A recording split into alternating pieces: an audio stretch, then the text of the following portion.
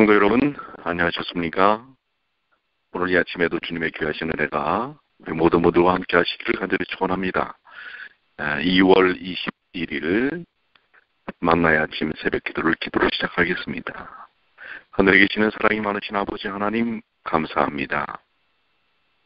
여전히 저희들에게 베푸시는 그 하나님의 놀라우신 사랑과 은혜가 이 아침에도 저희들 경험되어지고 체험되어질 수 있도록 주여 도와 주시옵소서. 저희의 삶의 그 모든 것을 주관하시는 하나님의 손길을 매 순간 저희들이 체험하오니 주님의 크신 은혜를 찬양합니다. 주님, 오늘 특별히 이제 안식일을 또 맞이하는, 그리고 안식일을 준비하는 예비입니다. 저희의 마음과 생각과 몸과 뜻들이 주님 안에서 주님께서 허락하신 귀한 안식에 들어갈 수 있도록 인도해 주시옵소서. 주님 안에서 평안을 얻게 하시고 은혜를 누리게 도와주시옵소서. 이 시간에도 과정의 말씀을 통해서 저희들이 마땅히 깨달아야 할 부분들을 깨닫는 주님의 귀한 자녀들이 되도록 인도해 주시기만을 사랑과 자비가 많으신 예수님의 이름으로 간절히 기도 올리옵나이다. 아멘. 네, 오늘은 제8과 부자와 유명 인사입니다. 기억전의 말씀은 디모데전서 6장 10절, 돈을 사랑함이 일만 악의 뿌리가 되나니 이것을 탐하는 자들은 미혹을 받아 믿음에서 떠나 많은 근심으로써 자기를 길렀도다. 디모데전서 6장 10절의 말씀이고요. 이번 과의 학습 목표입니다. 깨닫기는 세속적부는 평범한 사람이 고집할 필요가 없는 시험거리를 가져온다는 사실을 깨닫는다. 그러니까 이 세속적인 부가 우리에게 시험거리를 가져올 수 있다는 사실입니다. 그 다음에 두 번째는 느끼기인데요. 하나님은 부자든 보통 사람이든 동일하게 여기신다는 사실을 확신한다. 그렇죠. 하나님은 이 땅에 있는 모든 인생들을 그들이 갖고 있는 바를 통해서 평가하는 게 아니라고 하는 것입니다. 모두가 다 주님의 십자가의 의를 통하여 구원받아야 할 사람이라는 사실이죠.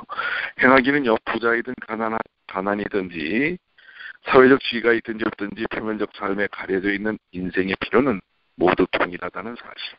그러니까 인생에게 필요한 것은 부자든 가난한 사람이든 다 그 갈급함과 필요를 느끼고 있다고 하는 사실입니다.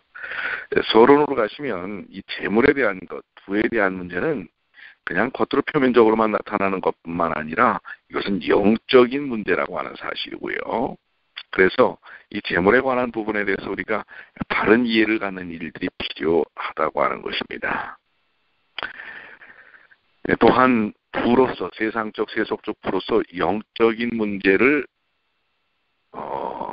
사거나 해결할 수는 없습니다. 그러나 그 재물에 대한 인간의 태도가 영적 문제에 깊은 영향을 미친다고 하는 사실을 이야기하고 있습니다.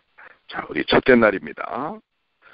풍요의 복이죠. 풍요의 복.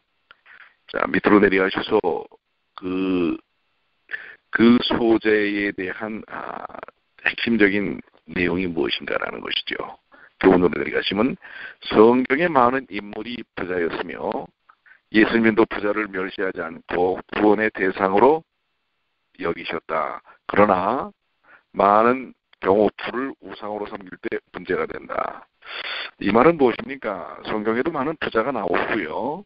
또 예수님조차도 부자라는 것을 통해서 부자를 멸시하지 않았다고 하는 사실입니다. 문제는 그 재물을 우상으로 섬기는 재물에 대한 태도가 문제지 재물을 갖고 있는 것이 문제가 되는 것은 아니라고 하는 사실이죠. 자, 성경이 바로 부에 대해서 어떤 의미를 전달하고 있는지, 또한 이스라엘 백성들은 어디서 복이 오는지 그것을 우리는 잊지 말아야 합니다. 특별히 신명기 8장 18절에 내 하나님 여호와를 기억하라. 그가 내게 재물 얻을 능력을 주셨음이니라. 이같이 하시면 내 조상에게 맹세하신 언약을 오늘과 같이 이루려 하심이니라. 사실 부도 하나님이 부여하시는 것이라고 하는 것입니다. 하나님으로부터 부가 온다고 하는 사실이지요. 그런데 이제 이 부를 하나님께서 왜 주시는가라고 하는 것이지요. 그리고 또 그 부를 어떻게 사용해야 되느냐라는 것입니다. 그러니까 부가 우리의 삶을 통한 하나의 중요한 수단은 될 수 있습니다. 그러나 삶의 목적이 되어서는 안 되는 것을 이야기하고 있는 것입니다. 그래서 우리는 이 부 자체에 대해서 어떤 태도를 가져야 할 것인가. 부자들을 무조건 경멸해서는 안 됩니다.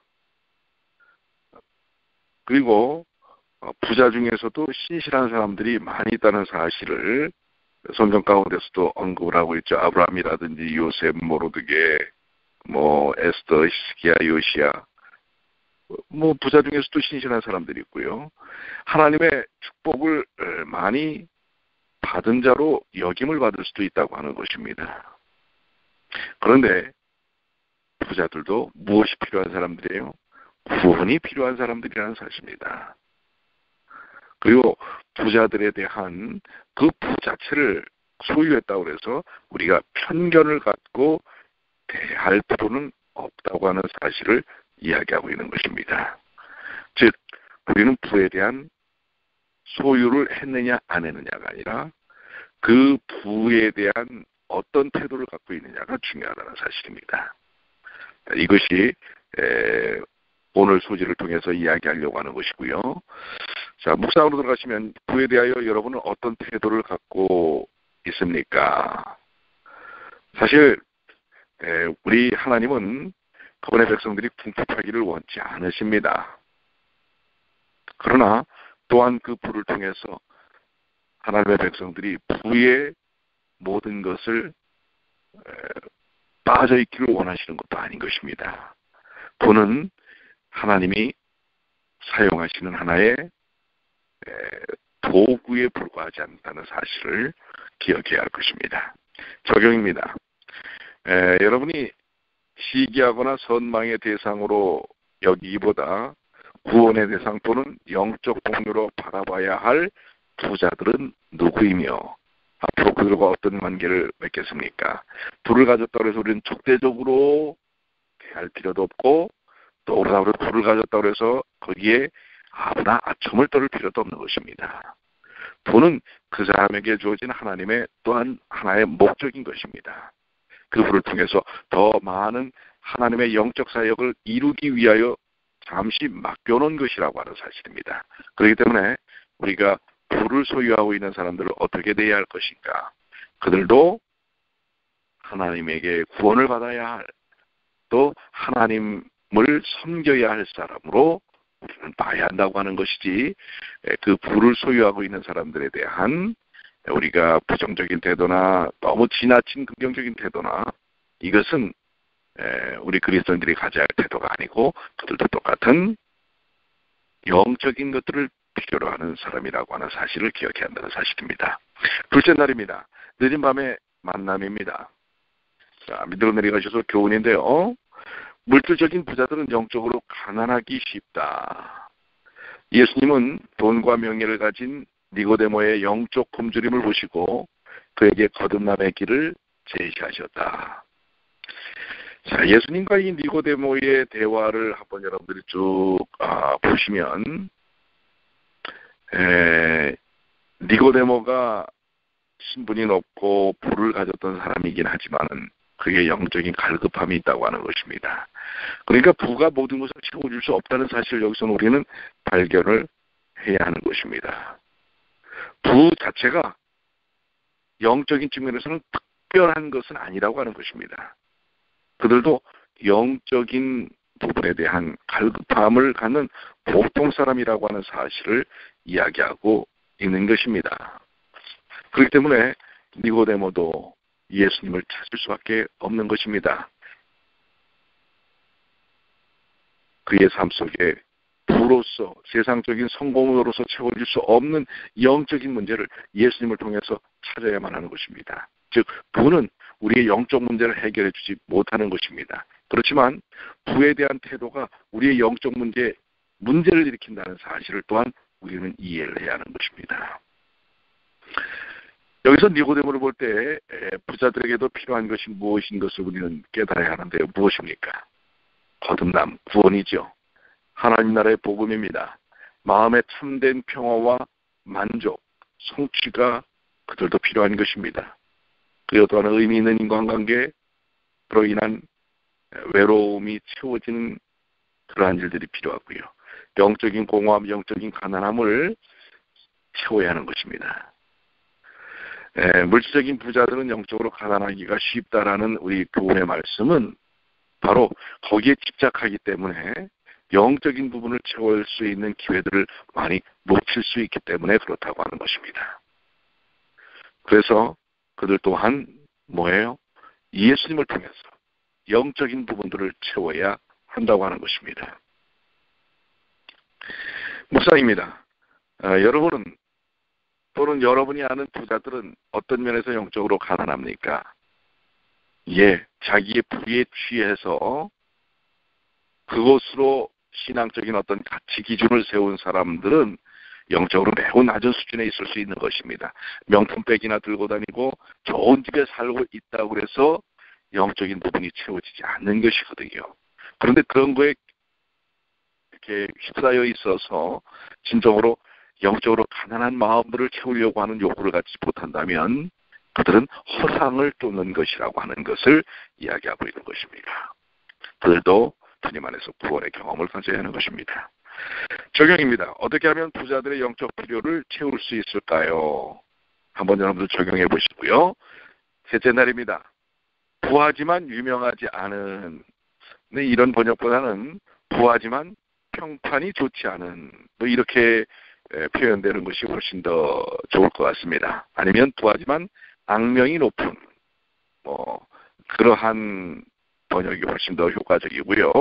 교훈으로 내려가시면 예수님 당시 세리는 물질적으로는 풍요로웠지만 민족적인 지탄의 대상이었다. 하지만 예수님은 그들과 교제하며 구원하고자 노력하였다. 이 불을 얻은 사람들 중에 물론 불법적인 것은 아니라 할지라도 비도덕적인 방법을 통해서 불을 얻은 사람들이 있을 수 있습니다. 여기 세리가 그렇습니다. 예수님 당시의 세리는 특별히 그 당시에 정부의 세습권이 로마에 있기 때문에 식민지 하에서 나라를 팔아먹는 사람들로 비춰지는 게 바로 세리인 것입니다. 그걸 통해서 많은 부를 축적할 수 있습니다. 물론 합법적이지 않은 방법을 통해서 부를 축적했던 세리가 삭개오 같은 사람이 있습니다. 그러나 마태 같은 또 예수님의 제자 중에 세리였던 마태도 있죠. 그러나 마태 같은 경우는 불법적인 방법을 통해서 부를 축적하지는 않은 것으로 보여집니다. 그러나 그것 자체가, 세리라고 하는 것 자체가 도덕적인, 그 당시 사회적으로는 비도덕적 직위라고 하는 사실을 엿볼 수가 있습니다. 이러한 사람들을 예수님이 다가서시죠. 이걸 통해서 주변에 있는 바리새인들과 사두개인들과 종교적 지도자들은 예수님을 음해하게 되지요. 그러나 예수님께서는 세리들과 함께 식탁에 앉고 교제하며 잡수시는 그러한 일들을 통해서 비난을 받았지만 예수님께서 그렇게 하실 수 있는 이유는, 또 하셔야만 하는 이유는 예수님이 세상에 오신 목적이 죄인을 구원하기 위하여 오신 것이라고 단언하셨기 때문에 그렇고, 또 그것이 예수님이 오신 목적입니다. 죄인은 누구든지 예수께 나아갈 수 있고 구원을 얻을 수 있습니다. 그가 가졌던 백그라운드나 배경이 예수님께 나오는 일, 또 예수님을 통하여 구원을 받는 일에 장애 요소가 되어서는 안 되는 것입니다. 그것이 바로 우리 주님의 엄청난 은혜인 것입니다. 바로 이렇게 부하지만 평판이 좋지 않은 사람들도 구원받아야 할 사람들입니다. 그가 어떻게 돈을 모았건 그것은 중요하지 않습니다. 그들도 구원받아야 할 불쌍한 영혼이라는 사실을 예수님은 분명히 보여주셨고, 또 그들에게 다가서셨었는 것입니다. 자, 우리도 평판이 좋지 않은 부자들에 대해서 어떻게 접근해야 한다고 생각을 하십니까? 그들도 우리는 단념하지 말고 접근해야 할 것입니다. 예수님의 모범처럼 그들과 우리는 또한 교제도 나누어야 할 것입니다. 그리고 그들이 죄인이라는 사실을 깨닫게 해줘야 할 것입니다. 그리고 그들을 진심으로 용납하고 주님의 사랑을 전해야 할 것입니다. 그들 중에도 변화될 사람들이 분명히 있다는 사실을 우리는 기억해야 합니다. 그렇기 때문에 포하면서 평판이 좋지 않은 사람들을 우리가 복음을 증거하는 대상에 있어서 우리 스스로 심판하여 제해버리면 안 된다고 하는 사실이죠. 묵상입니다. 사람을 평가할 때 직업은 얼마나 중요한 기준이 됩니까? 우리 스스로 사람들이 갖고 있는 직업들에 대하여 평가해서는 안 될 것입니다. 그들도 예수님이 필요한 사람이라는 사실이죠. 이 부분에 대해서 여러분들이 좀 한번 묵상을 해보시게 되길 바라고요. 적용입니다. 신앙적으로 용납할 수 없는 직종에 있는 사람들에게 우리는 어떻게 접근할 수 있을까요? 예, 그런 직종에 있는 분들이 있지요. 우리가 우리는 저런 사람들하고 좀 이렇게 가까이 대하기는 좀 그렇다라고 느껴지는 사람들이 있지요. 그런 사람들을 어떻게 할까요? 그런데 예수님은 그런 사람들에게 다가서셨어요. 세리, 장녀, 이런 사람들에게 직접 다가서지 않았습니까? 오늘 우리도 그런 부분에 대한 신앙적 태도에 좀 변화가 있어야 될 부분이 있을 것이라고 생각이 됩니다. 넷째 날입니다. 기회인데요. 금박을 입힌 기별. 이 제목만 보고는 참 뭔 말을 하려고 하는지 참 어려울 수가 있습니다. 자, 밑으로 내려가시면 대부분의 사람은 돈 버는 일을 무엇보다 중시한다. 우리는 그들이 우선순위를 바꿔서 하나님을 주인으로 섬기고 돈을 바르게 다루도록 도와야 한다. 자, 돈에 대한 문제는 그것이 수단이 되어야지 목적이 돼서는 안 된다고 하는 조금 전에 나왔던 말씀 가운데 있고요. 그 다음에 우리의 영적인 삶의 우선순위에 있어서 돈이 제일 앞에 놓여서는 안 된다고 하는 것입니다. 돈도 필요합니다.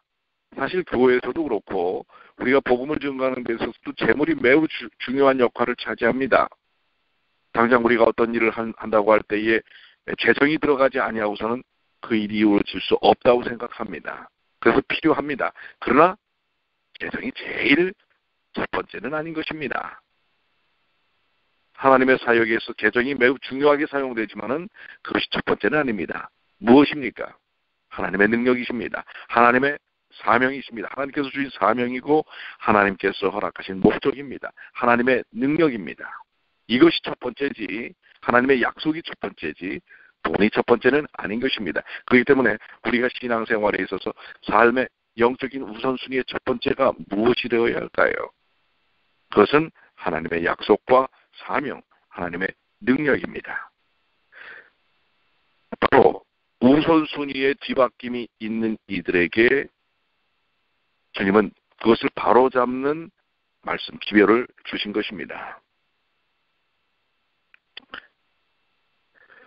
사람은 때로 그 삶의 목적 속에 하나님이냐 돈이냐라고 했을 때 이렇게 이분법적으로 나눌 수는 없겠지만 그러나 그것이 영적인 문제에 영향을 주기 때문에 우리는 하나님을 첫째로 두어야 한다는 사실입니다. 하나님을 첫째로 두고 그 다음에 삶을 통하여 주어지시는 하나님의 축복을 우리가 누리는 것이지 세상적인 돈을 쫓아가게 되면 하나님의 영적인 축복들을 놓칠 수가 있다고 하는 것입니다.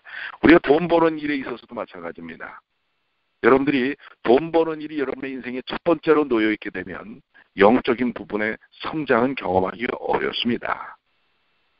여러분의 삶의 첫 번째는 주님의 영적으로 허락하시는 능력입니다. 하나님을 통해서 사는 방법을 갖는 것입니다. 그럴 때 재물과 부는 하나님의 은혜를 통하여 뒤따라온다는 사실입니다. 그러나 우리가 이민 생활 속에서 참 그 일들이 이 혼동이 될 때가 많죠. 먹고 사는 일에 모든 것을 첫 번째로 기준을 두고 기초를 둘 때가 얼마나 많습니까? 그러다 보면 먹고 사는 일에 의해서 교회 집회나 예배나 신앙적 삶이 뒷전으로 밀린다면 그것은 우리의 영적 삶에 좋은 영향을 미치지 못한다는 사실입니다. 하나님의 것을, 하나님의 일을, 하나님의 능력을 첫 번째로 삼는 일이 필요할 것입니다. 묵상입니다. 우리가 돈의 노예인지 아닌지 어떻게 알 수 있는가? 여기 그 돈은 무명사의 필수적인 수단이라고 얘기하고 있죠. 그러나 그것이 첫 번째가 되어서는 안 된다고 하는 것이죠. 그것이 우리 삶의 중심이 되어서는 안 된다고 하는 사실을 이야기하고 있죠. 자, 적용입니다. 소위 돈에 눈먼 사람들에게 어떻게 신앙과 구원의 가치를 설명해야 할까요? 한번 고민하셔 보시길 바랍니다. 그리고 한번 시행해 보시게 되길 바라고요. 다섯째 날 목요일입니다. 위험을 각오할 조건인데요. 교훈으로 내려가면 젊은 관원의 일화는 우리가 세상의 보화를 버리고 외형적 신앙 이상의 전적인 불복과 헌신이 필요한 사실을 보여준다. 이 목요일날 저거는요, 영적인 부분을 우리가 누리고 유지하는 일에 있어서는 이 땅의 것들을 때로는 포기해야 한다는 사실입니다. 이 땅의 것도 꽉 잡고 영적인 부분을 이렇게 유지하겠다, 이 욕심일 수가 있다고 하는 것입니다. 그래서 오늘 이 마태복음 19장 21절에 있는 말씀, 내가 온전하고 잘 진 데 가서 내 소유를 팔아 가난한 자들에게 주라. 그리하면 하늘에서 보화가 내게 있으리라. 그리고 와서 나를 따르라. 이게 무슨 말씀입니까? 너를 사로잡고 있는 세속적인 것들을 버려야 영적인 부분이 채워진다고 하는 사실입니다. 그러나 세속적인 것들을 하나님은 축복으로 주신다고 하는 거예요. 영적인 걸 붙잡았을 때. 근데 우리는 방법의 문제가, 접근법의 문제가 있다는 것입니다. 세속적인 것을 먼저 꽉 부여잡으면서도 영적인 것을 잡을 수 있다고 생각을 합니다. 착각입니다. 우리의 손에 두 개가 다 들려있을 수는 없는 것입니다. 하나님의 영적인 손길을 잡을 때 부귀와 재물과 모든 필요되는 것을 하나님이 채워주시고 인도하시는 것이지, 우리 스스로 세속적인 것을 꽉 부여잡고 그것에 매어 달려 있을 때는 영적인 문제는 채워질 수가 없다는 사실입니다. 그래서 재물에 마음을 두게 되면 영생을 잃어버릴 수 있다는 사실을 가르쳐 주려고 이 말씀을 하고 계시는 것입니다. 그렇기 때문에 우리는 위험을 각오할 조건이 필요합니다. 즉 세속적인 것을 놓는 위험입니다. 이걸 놓으면, 왜냐하면 우리의 인식은 그걸 놓으면 우리가 살 수 없다고 생각합니다. 근데 그것을 놓는 순간 하나님의 능력을 우리는 부여잡는 것입니다. 거기서 놀라운 영적인 경험들을 갖게 되는 것입니다. 자, 예수님께서 이렇게 부자 관원에게 말씀을 하셨는데, 만약 나에게 이런 말씀을 하신다면 여러분은 어떻게 하시겠습니까? 어떤 반응을 보이시겠습니까? 내 소유를 다 팔아서 가난한 자들에게 나눠주고 나를 따르라고 하셨을 때 여러분은 거기에 대해서 어떻게 반응하시겠습니까? 정말 세상의 모든 보화를 버릴 각오가 돼 있나요? 이기적인 욕망을 완전히 뿌리 뽑을 수 있습니까? 전적인 굴복과 헌신을 다짐할 수 있습니까? 우리가 지난주에 이 월정헌금도 우리가 작정하지 않았습니까? 혹시 지난주에 못 내신 분들은 이번 주에 내시기 바랍니다.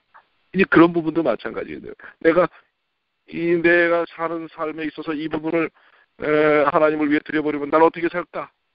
이런 도전들이 있을 수 있는 것입니다.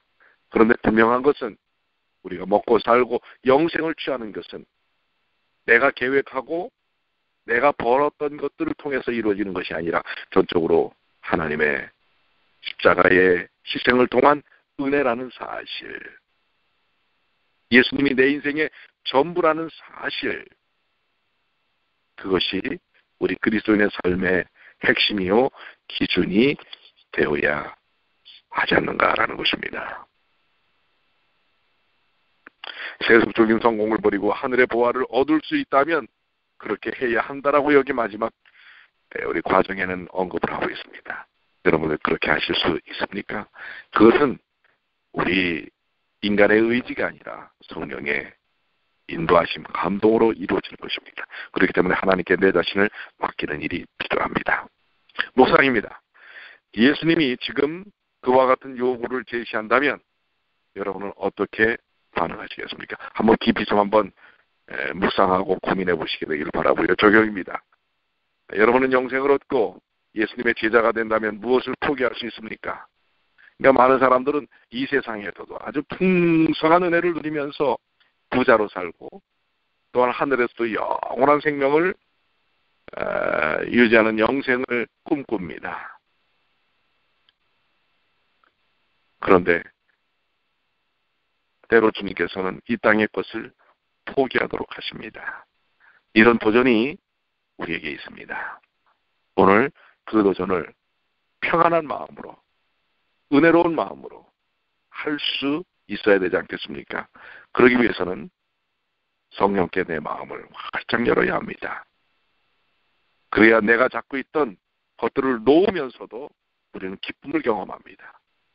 은혜를 경험합니다.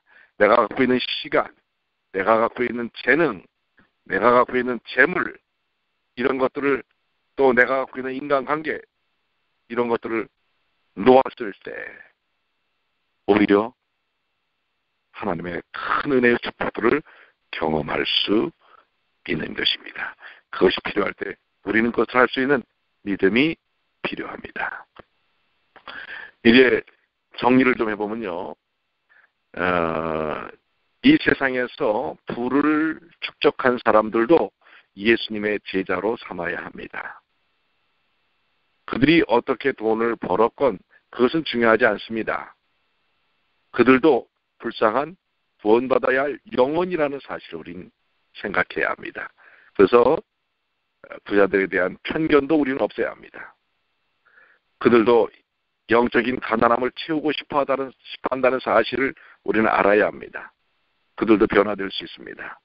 그래서 그들이 이 세상에서의 세속적 부에 대한 부요함이 아니라 진정한 영적인 부요함이 무엇인지를 우리는 제시해야 합니다. 그래서 부자들도 예수님 앞에 굴복해야 합니다. 그리고 예수님의 말씀을 따라 살아야 합니다. 오늘 이 세상의 부와 그 부유를 소유한 사람들에 대한 그들을 제자화시키는 일이 무엇인지에 대하여 오늘 말씀을 통해서 우리가 다시 한번 깊이 공부를 해보았습니다. 기억 전의 말씀 다시 한번 돌아갑니다. 돈을 사랑함이 일만하게 뿌리가 되나니, 그러니까 돈을 사랑함이 일만하게 뿌립니다. 이것을 탐내는 자들은 미혹을 받아 믿음에서 떠나 많은 근심으로 자기를 찔렀도다. 돈이 일만악이 아니라 돈을 사랑함이 일만악입니다. 사실입니다. 오늘 돈에 대한, 부에 대한 우리의 태도가 중요한 것입니다. 돈 자체가 아니라 오늘 그 돈에 대한 인식, 돈에 대한 사용, 돈에 대한 태도, 이 부분이 우리의 삶 속에서 바르게 정립되는 귀한 시간이 되시기를 간절히 축원합니다. 기도하시겠습니다. 아버지 하나님 감사합니다. 오늘 저희에게 세상에 어떤 면에서는 가장 우리의 관심을 많이 뺏는 돈에 대하여, 부에 대하여 함께 배울 수 있도록 도와주셔서 감사합니다. 부 자체가 나쁜 것은 아닙니다. 그 부를 대하는, 재물을 대하는 태도가 문제인 것입니다. 돈을 사랑하는 마음이 문제인 것입니다. 오늘 이 일에 저희들이 영적인 도전을 이룰 수 있도록 도와주시옵소서. 그동안 돈을 쫓아갔던 인생을 놓을 수 있도록 도와주시옵소서. 돈이 쫓아오도록 하는 삶을 살도록 도와주시옵소서. 그것은 바로 예수님을 쫓아가는 것입니다. 하나님의 은혜 가운데서 살 때 돈을 쫓아가는 것이 아니라 돈이 쫓아오도록 주님께서 부여하도록 사는 인생일 것입니다. 또한 어떠한 부를 축적했건 그들도 구원받아야 할 불쌍한 영혼들이라는 사실을 기억해 주셔서 그들에게 편견 없이 복음을 증거하는 주님의 귀한 자녀들이 되게 하여 주시옵소서. 오늘도 주님이 저희를 얼마나 풍요롭게 하시는지를 경험하는 주님의 자녀들이 될 수 있도록 인도해 주시옵소서. 우리 주님 예수님의 이름으로